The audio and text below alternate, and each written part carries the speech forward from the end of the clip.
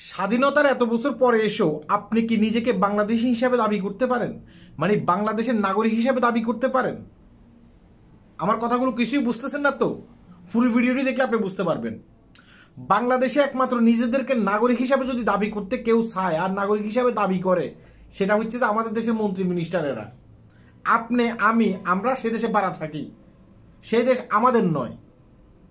একজন মহিলা, সেই আপনার প্রতিবন্ধী, এই মহিলা তার মাকে নিয়ে এসে থানার দরজায় গুড়গুড় করতেছে। 2 দিন পর্যন্ত তার দুটো মোবাইল হারিয়ে গেছে, কিন্তু থানার বড় বাবুরা, কর্তা বাবুরা, পুলিশ অফিসাররা সেই মহিলার কাছ থেকে জিটি নেয় নেই। ওই মহিলাকে হেনস্থা করতেছে, বলতেছে যে টাকা লাগবে, পয়সা লাগবে জিটি নিতে হলে। পরবর্তীতে সেখানের একজন ওখানে একজন সাংবাদিক গেছে, এটিএন বাংলার সাংবাদিক গেছে, সেই সাংবাদিকের হাত ধরে সে থানায় গেছে। কথাগুলো একটু শোনেন। মানে একটা শুনেন আপা, একজন প্রতিবন্ধী সে যদি এখানে সেবা না পায়, এটা তো হওয়া উচিত না। ও মহিলা কান্নাকাটি করতেছে। অনেক স্যারেদেরকে বলছি স্যার, আমার এই মেয়ে জামাইটা। কোনো পুলিশ আপনার কথা শুনেনি? কোনো পুলিশ আমার কথা। ওসি সাহেব কাছে, ওসি সাহেব আছে? কোনো পুলিশ ওই মহিলার কথা শুনে নেই। বুঝতে পেরেছেন? হ্যাঁ, প্রতিবন্ধী স্বামীকে নিয়ে সেখানে বসে আছে। কেউ আমাদের কোনো সাহায্য করে নাই।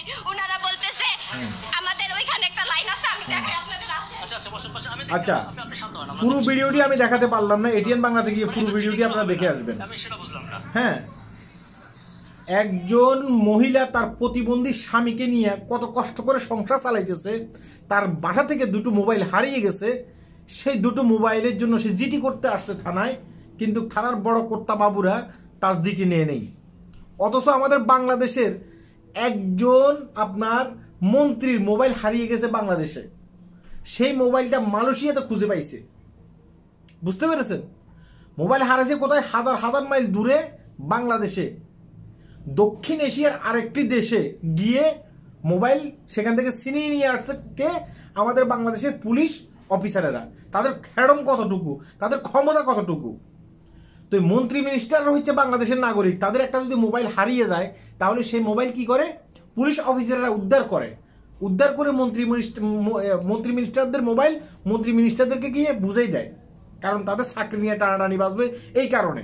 আর আপনার মতো আমার মতো সাধারণ যারা নাগরিক আছে, তাদের মোবাইল গত থেকে হারিয়ে যাওয়ার পরেও আপনি থানাতে গিয়ে একটা জিটি করতে পারবেন না, যে জিটি করার আপনার ক্ষমতা নেই।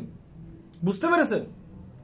আপনি সেই দেশের বারাটিয়া, আমি সেই দেশের বারাটিয়া, শুধুমাত্র মন্ত্রী মিনিস্টার যারা আছেন তারা হচ্ছে সেই দেশের নাগরিক। কারণ আমি তো বিএপি পার্সন কেউ না, কারণ আমি তো চাইলে একজন পুলিশের চাকরি খেতে পারবো না, কিন্তু একজন মন্ত্রী যখন চায় সে পুলিশের চাকরি খেতে পারে। এই কারণে পুলিশ, বুঝছেন, আমি আবার দেখাই, বুঝছেন? হ্যাঁ, এভাবে শুধু ছাড়তে থাকে তাদের। তাই স্বাধীনতার এত বছর পরে আসেও আমি নাগরিক না, শুধুমাত্র পুলিশ এবং কি আমাদের যে বড় বড় স্যারগুলো দখল করে বসে আছে, মন্ত্রী মিনিস্টার, তারাই শুধুমাত্র সেই দেশের নাগরিক। এটা অনেক দুঃখ থেকে কথাগুলো বলতেছি। কোথায়? হাজার হাজার মাইল দূরে আপনার মালয়েশিয়া। বাংলাদেশে মোবাইল হারাইছে একটা গ্রামে মন্ত্রীর, মালয়েশিয়া থেকে সে মোবাইল উদ্ধার করে মন্ত্রীর কাছে নিয়ে সে মোবাইল দিয়ে দিছে, বলতেছে আপনার স্যার, আপনার এই যে নেন, মোবাইল নেন, আপনার মোবাইল আমরা মালয়েশিয়া থেকে উদ্ধার করেছি। কারণ চাকরি চলে যাবে, তারা ছাড়তে পারবে না। বুঝতে পারছেন? এটা হচ্ছে আমাদের বাংলাদেশ। সবাই ভালো থাকবেন, ভিডিওটি শেয়ার করবেন।